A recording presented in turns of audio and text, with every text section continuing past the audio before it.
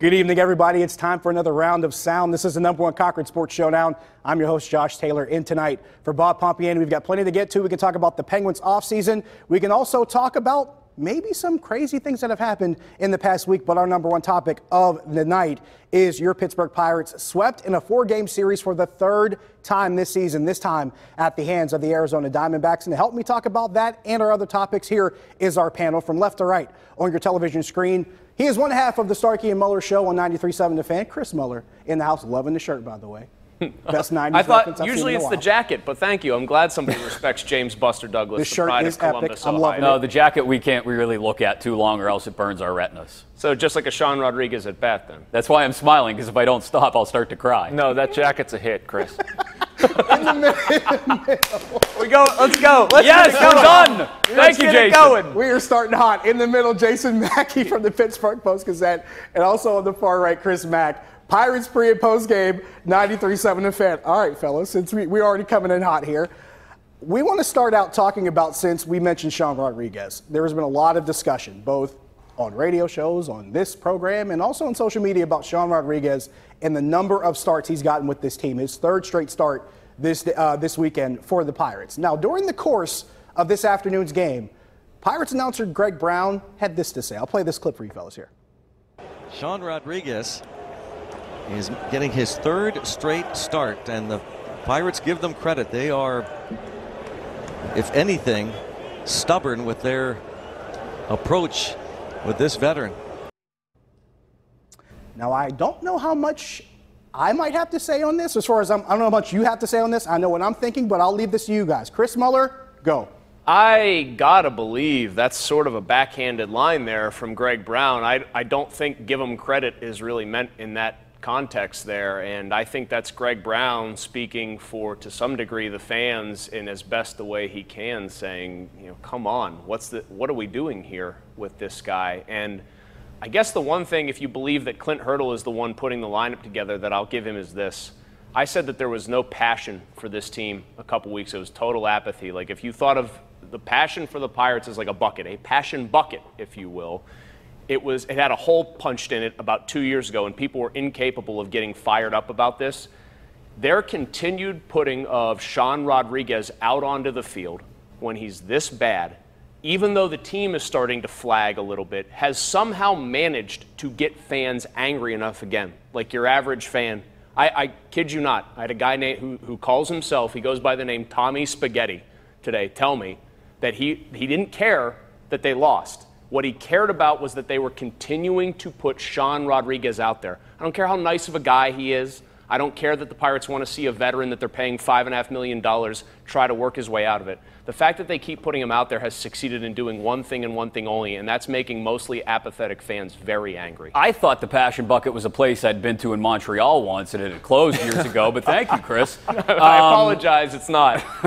I think we've also seen the productivity bucket empty. Sean Rodriguez is down to 145, 140. It doesn't matter at this point. He's got the lowest batting average of anybody in the majors with as many plate appearances as he does.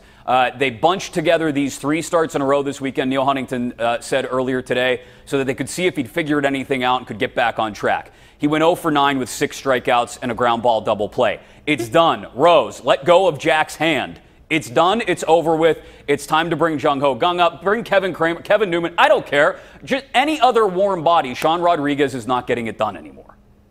I completely agree with what both of you guys said. It's actually remarkable that people can get so mad about this team and the situation that they're in right now. I mean, we're talking about Sean Rodriguez, for crying out loud. It's June. And a couple of years ago, this team was like a legitimate contender in the National League. It's sad. Chris, I understand why they did what they did. I don't have a problem with him starting the 3 games on the weekend. I understand what Greg Brown's saying about their stubbornness, but we've seen everything there is to see. The sample size is large enough. Yeah. We need to turn the page. There is nothing here. Turn it over. I don't care if it's Jung Ho Kang, one of the kids. It's just not getting it done, and people are apathetic. It's the 8th grade dance, and the DJ has queued up Boys to Men. It's the end of the road. It's over. It's done. Let him go. Eat the money. And if you're going to sit here and tell me, Neil Huntington, that if the trade deadline were today, you'd be looking to add, then actually legitimately try to win ball games and don't continue to shoehorn this guy into the lineup. The bottom line for me is that a lot of what's happening with Sean Rodriguez is connected to, one, what they are paying him and what they'd love to see in return. They'd love to see a guy that hits 250. I thought it was funny, by the way, that they pointed out how many guys on the Diamondbacks are hitting under 220 in their regulars. They're 5th in walks, 5th in runs, 5th in home runs in the National League. Average doesn't matter. If Sean Rodriguez is hitting 218 with 12 home runs right now, I'd understand it. It's the money, and it's the fact that he's a genuinely good guy, which makes you feel worse about saying this, and it's a good story. They have tried for a long time.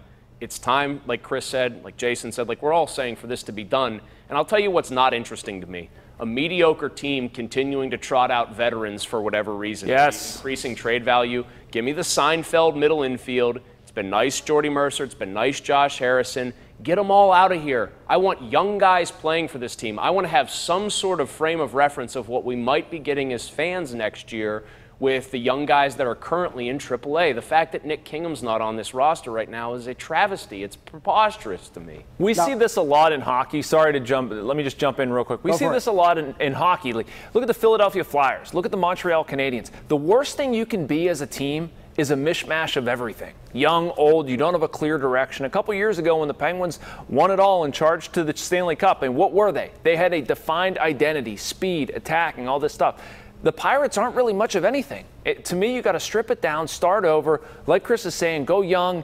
It's just not working right now. And what also furthers this whole discussion, when you look at the payroll and the contracts that these guys are handing out, Sean Rodriguez, $5.75 million. Ivan Nova, over $9 million. Francisco Cervelli, Josh Harrison, both over $10 million. There's a lot of money paying out to these guys. Jordy Mercer, over $6 million. Hold on. You have to qualify that, Josh. It's a lot of money in Pirates world. And it is a lot of money in Pirates world. I mean that not to honestly chastise them, because they're in the same boat as about 12 to 13 other teams that are in that bottom third or so of revenue. But my point is that the bulk of the salaries are going to guys that aren't performing. 9, 5, and whatever is peanuts for your Dodgers, Yankees, whatever. But they're clearly trying to get those guys in the lineup and hope something happens so that they can justify, not that they can justify, but they can get something that resembles a real return at the trade deadline. But it's getting real late early out there, I think, to use a Yogi Berraism, with a lot of these veterans who just aren't producing. We will talk more about the trade deadline, those possibilities, just in a couple moments. But we're going to remind everybody here on the Sports Showdown, we often talk about what players are getting hot. This is not one of those examples, obviously, but it's the hot savings at Number One Cochran that everyone's talking about this week. You'll save up to $1,000 extra on a new vehicle during their red, white, and blue tag event. All Number One Cochran stores are open until 9 this weekend, and the event ends Saturday. But don't wait. Learn more at Cochran.com now. We'll be right back. The Number One Cochran Sports Showdown is brought to you by Number One Cochran. Go one better. And by Highmark Blue Cross Blue Shield. Have a greater hand in your health.